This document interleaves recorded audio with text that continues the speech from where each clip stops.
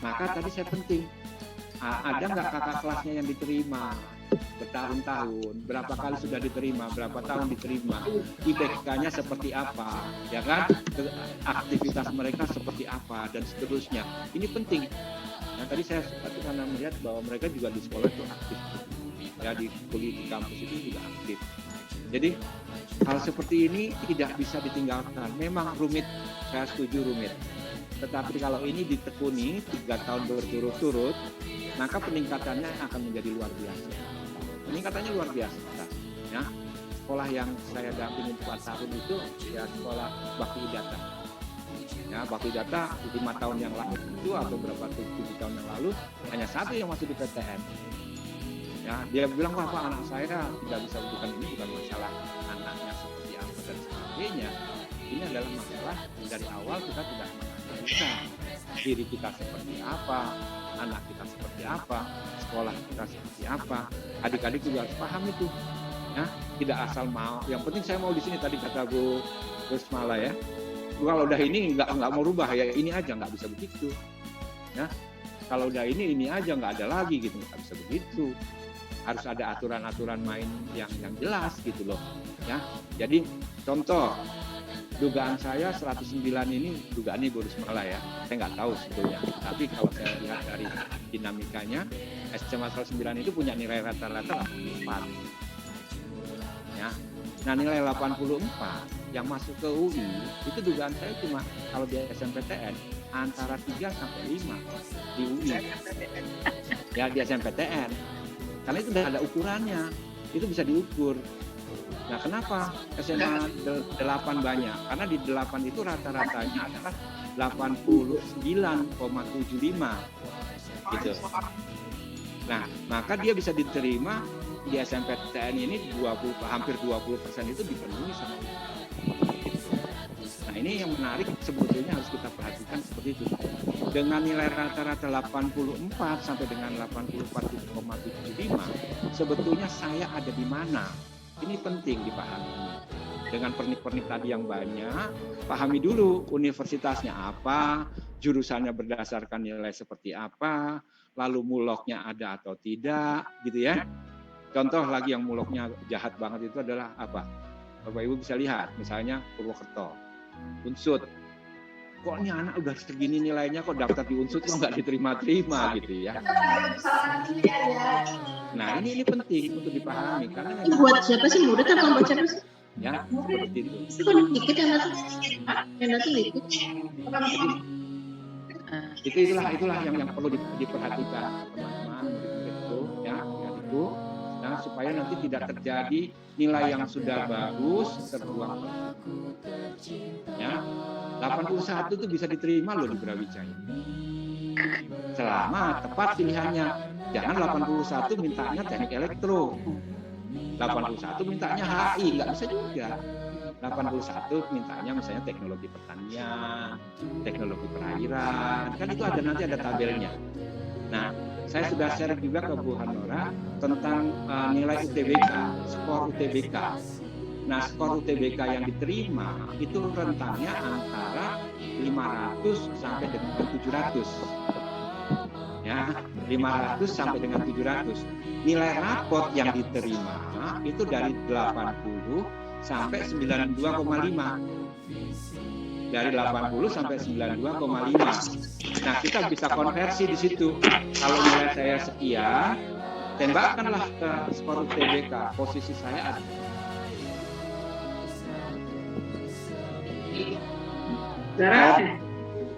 Pak Darmawan, mikrofonnya di mute Pak Darmawan, mikrofonnya suaranya tidak kedengaran. Ini sudah bisa Pak Darmawan nilai UTBK-nya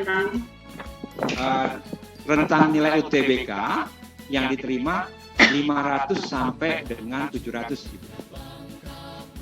UTBK itu dari situ 500 sampai 700. Nilai rapot dari 80 sampai dengan 92,5. Nah, nanti kita bisa cari tuh nilai saya berapa. Skalanya berarti kan skalanya kalau UTBK itu 200 ya, 200 poin.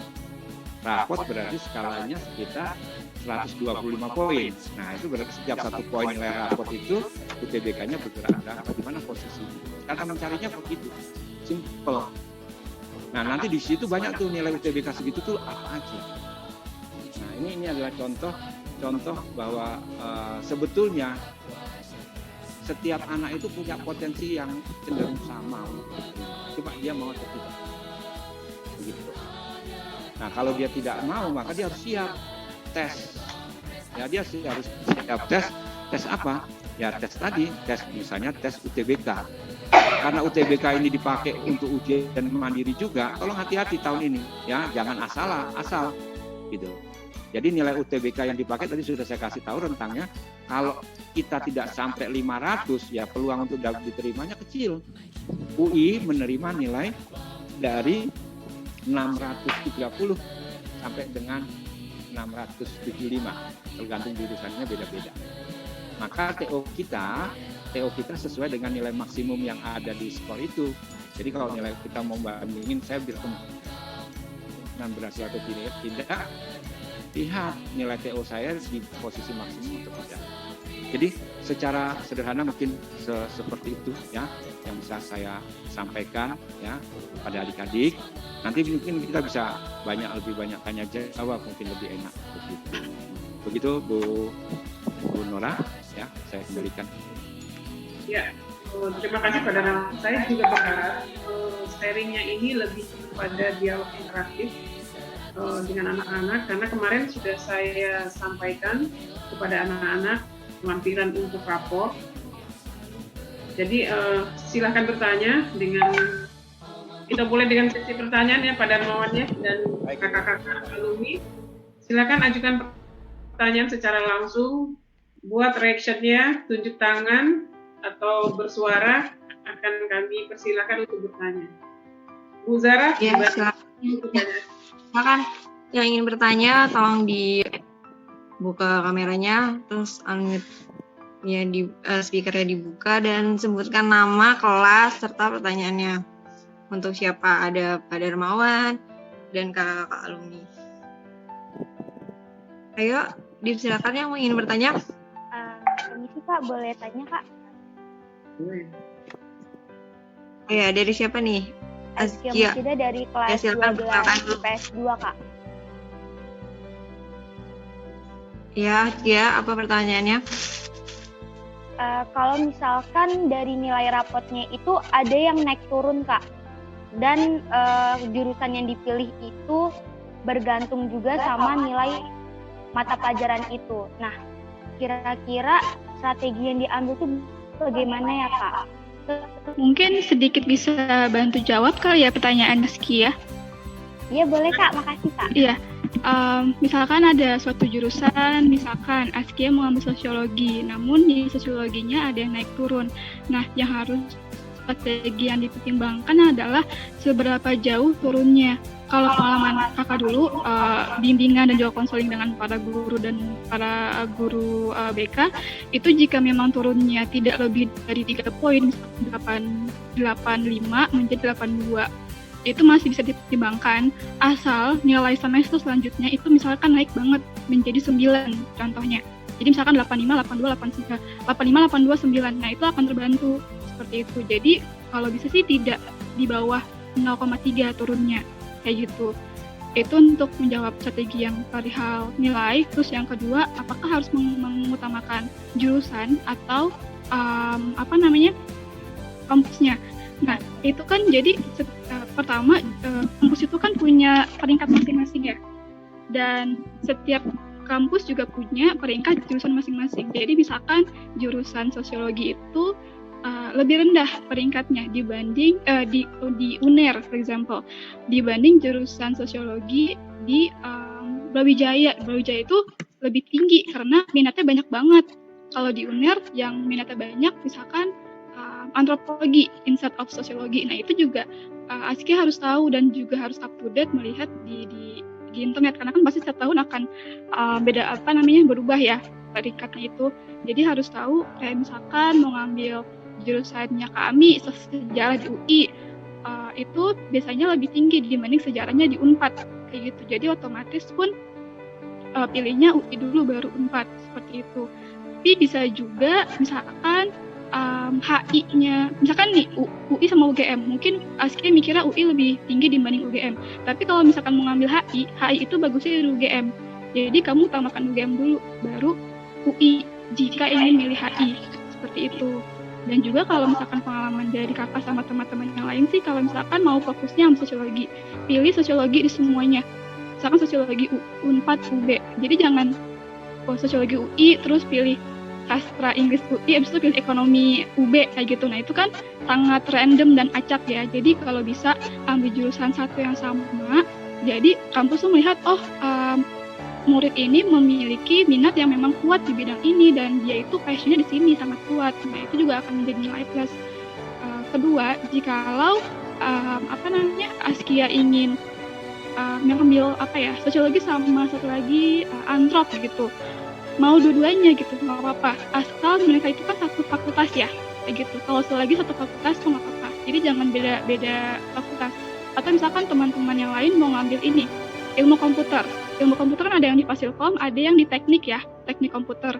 Nah kalau bisa satu fakultas sih ilkom aja, misalkan ilkom sama sistem informasi kayak gitu. Jadi kalau misalkan lintas fakultas itu sih pengetahuan yang kakak punya akan lebih rendah chance kesempatan untuk masuknya, karena fakultas kampus akan melihat ini anaknya mau fakultasnya beda-beda, berarti kan area bidang belajarnya kan beda-beda. Oke. Dalam memilih jurusan, saya setuju dengan Carol tadi. Ya. Yang pertama adalah pilihlah satu, jangan 3, satu saja. Nah, satu ini mau universitasnya otomatis harus berbeda.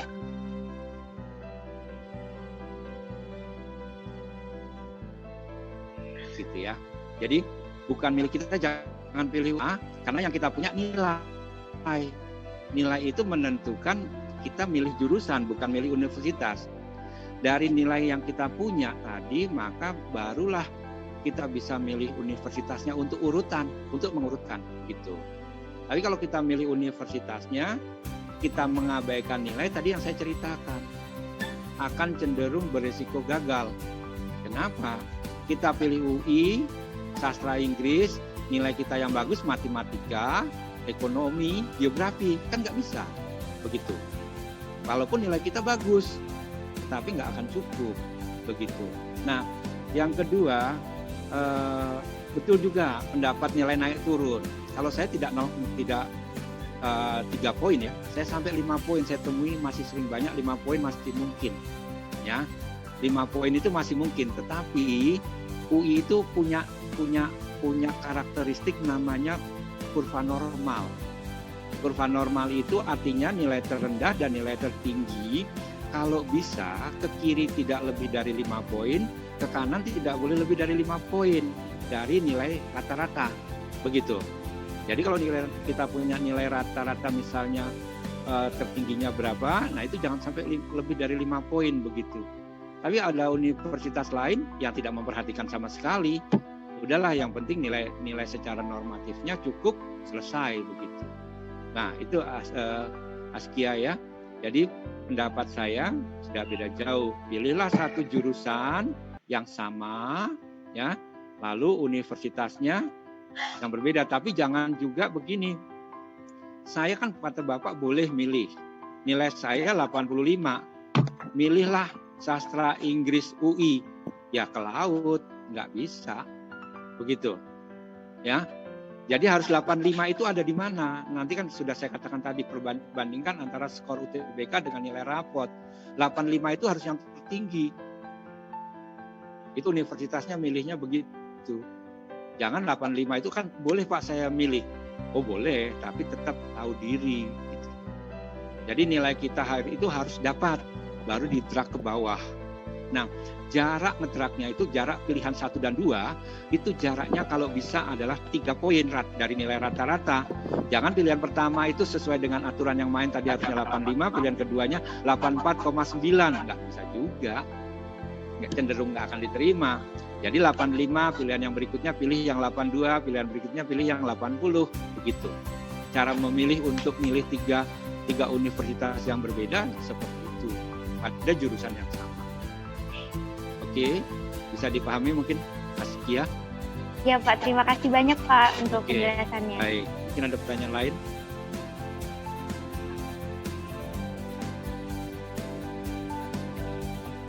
Oke, silakan dilanjut yang mau bertanya.